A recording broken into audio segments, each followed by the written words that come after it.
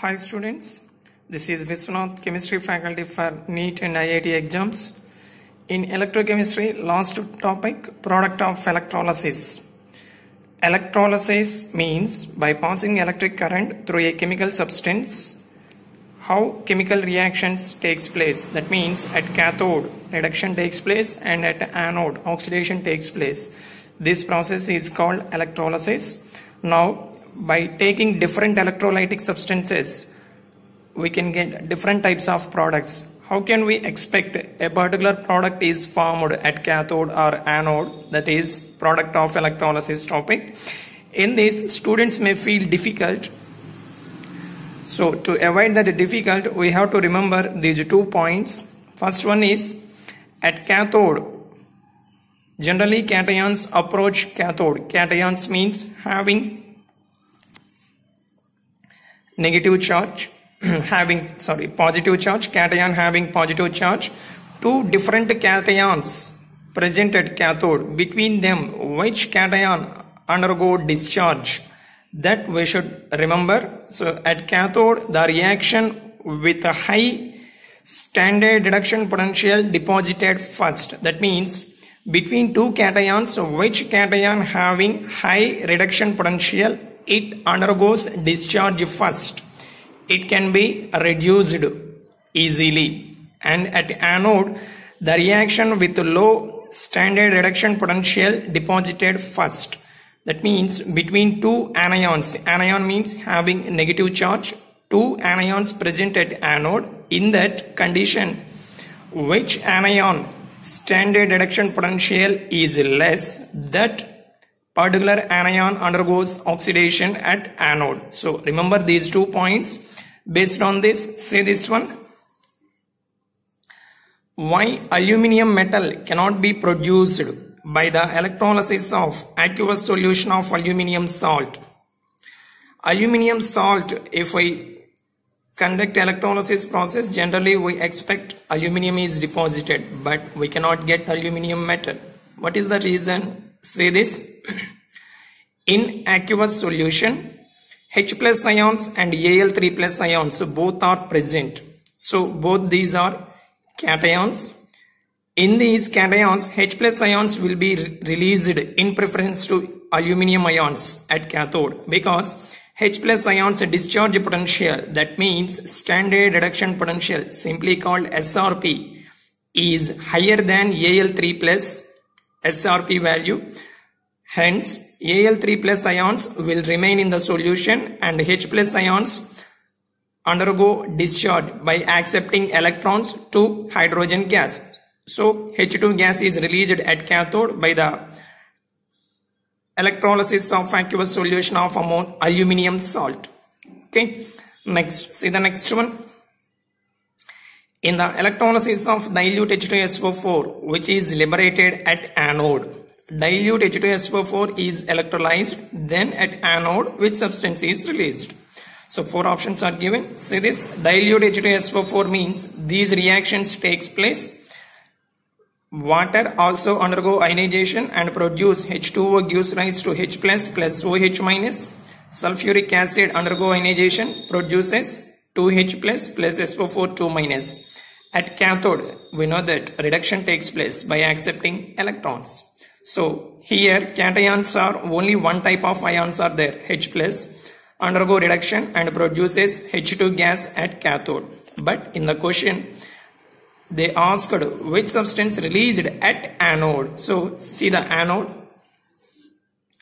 Now at anode, two types of ions, OH minus, SO4 2 minus, oxide ion, sulfate ion, both are present. Between these two, OH minus ions having less discharge potential, that's why those are discharged and O2 is formed. See the reaction. 2O minus minus E minus gives rise to 2OH, that 4OH change to water and oxygen. So O2 gas is released at anode. Then what is the option? Option D is the answer. So understand carefully, then you can put correct answer. Now see the next question.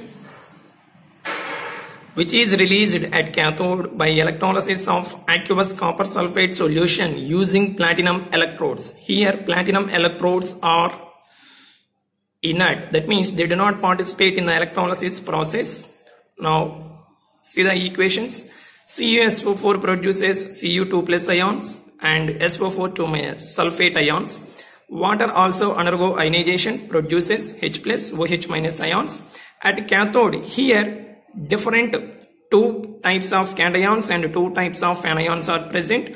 Cations are Cu2 plus and H plus. Between these two, Cu2 plus ions have high discharge potential, so those are reduced in preference to H plus ions. Remember, at cathode, which cation standard reduction potential is higher, it undergo discharge than other ion.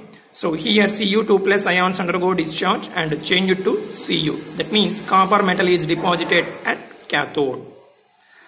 At anode, sulfate ion SO4 2 minus, hydroxide ion O minus ions are present. Between these two, OH minus ions with a less discharge potential are oxidized in preference to SO4 2 minus. So oxygen gas is liberated at anode.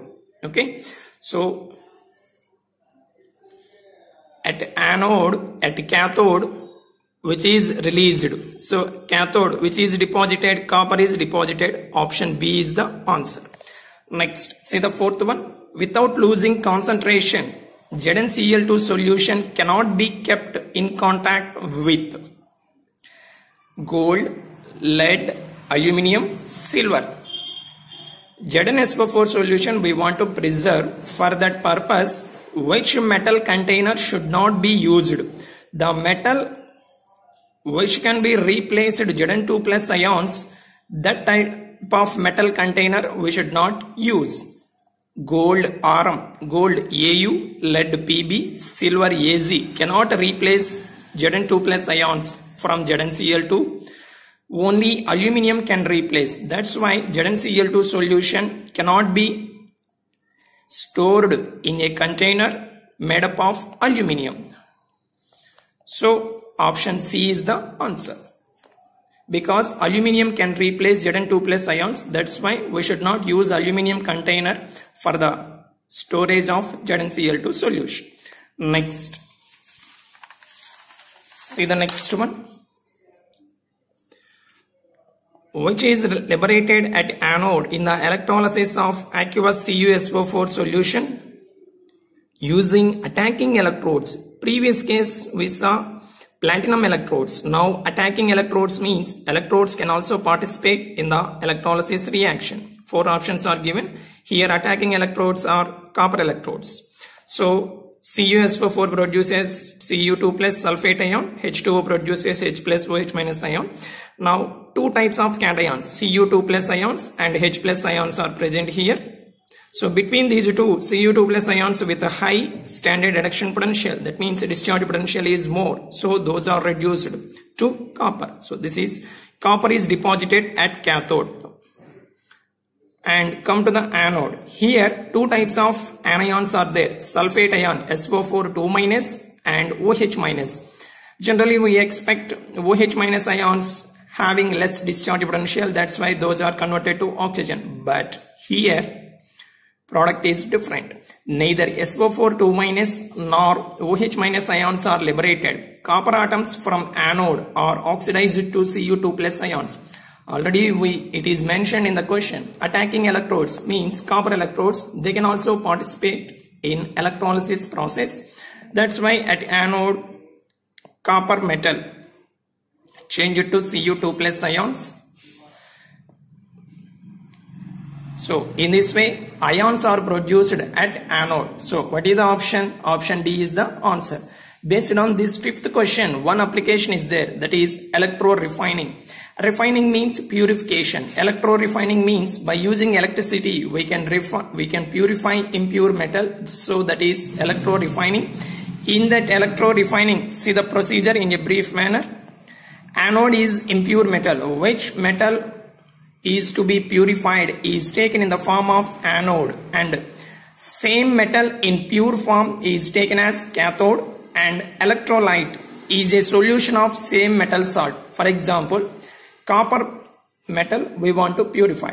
Take that impure copper in the form of anode, pure copper in the form of cathode. Cathode and anode are arranged in the electrolyte having copper ions, that is CuSO4 solution. So electrolyte is CuSO4 solution, anode impure copper, cathode pure copper. So at anode impure copper is present. That impure copper is converted to copper ions. Those Cu2 plus ions entered into electrolyte. From that electrolyte they reach to copper cathode, pure copper present at cathode, and undergo discharge and deposited in the form of copper. In this way all the metal from anode is deposited as copper at cathode, and impurities are remained at anode, that is nothing but anode mud. In this way we can purify the impure metals. That process is called electro refining. So product of electrolysis, very simple. If you remember these 2 points carefully. Now see the next one. Next question. Which is liberated at anode when aqueous NaCl undergoes electrolysis? See these 4 options. NaCl means it is a ionic compound, so produces Na plus and Cl minus ions. At cathode, Na plus ions and H2O are present, aqueous NaCl. So more amount of water is also present. So cation Na plus H2O both are present at cathode. Between these two, H2O has high discharge potential than sodium ions, hence water will be reduced in preference to Na plus ions. That's why H2 gas is released. See the potential values, their electrode potentials. Na plus changed to sodium, reduction potential minus 2.71. H2O changed to hydrogen gas, reduction potential is minus 0.83. So here condition, what is that? At cathode, high standard reduction potential. Both the reduction potentials are negative. Between these two, minus 0.83 is large value. That's why H2O changed to H2 gas. Next, at anode, H2O is expected to be oxidized in preference to Cl minus ions. However, due to the over voltage of O2, its liberation is kinetically slower than that of Cl minus ions. Kinetically slower means the conversion of H2O to oxygen reaction speed is very slow. That is kinetically slow. That is the meaning of kinetically slow. Very slow. That's why Cl minus ions are converted to chlorine gas. So reaction is 2Cl minus gives rise to Cl2 plus 2E minus. Okay. So here they mentioned a condition, over voltage. Now answer this question. Which is liberated at anode? Which is liberated Cl2 gas? Option C is the answer. Now say this over voltage, it's very simple. The difference between potential required for the evolution of a gas and its standard reduction potential. This is definition. To understand this definition clearly, see this example. In electrolysis, the potential at which a particular ion starts depositing at cathode is very close to the standard reduction potential of that metal. For example, zinc plus ions, Zn2 plus ions are reduced to zinc and start depositing at zinc electrode in a cell where that zinc electrode is in contact with Zn2 plus ions. Solution is nearly minus 0.76 volts.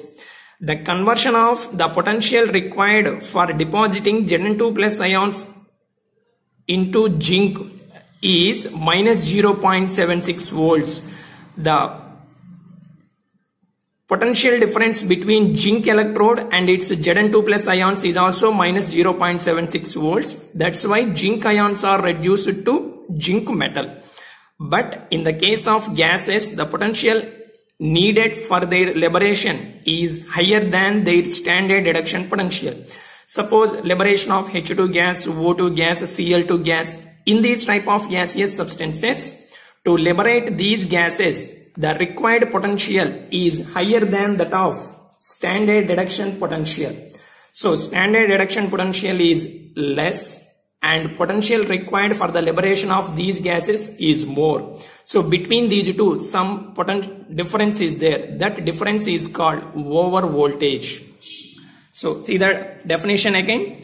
Difference between potential required for the evolution of a gas and its standard reduction potential is called over voltage. So here in the above question, for the liberation of oxygen gas, more potential is required than standard reduction potential of the metal. That's why the liberation of O2 gas takes place very slowly. Because of that reason, Cl2 gas is formed instead of O2 gas. So this is the over voltage. With this electrochemistry completed. Now briefly I am telling electrochemistry overall. In that, from this chapter definitely numerical will come. These numericals are related to Nernst equation, equilibrium constant and E0 cell, Gibbs free energy delta G0 and EMF of the cell, Faraday's laws of electrolysis, molar conductance, equivalent conductance, Kohlrausch law and its applications. Prepare well, practice, then you can get good marks from this chapter.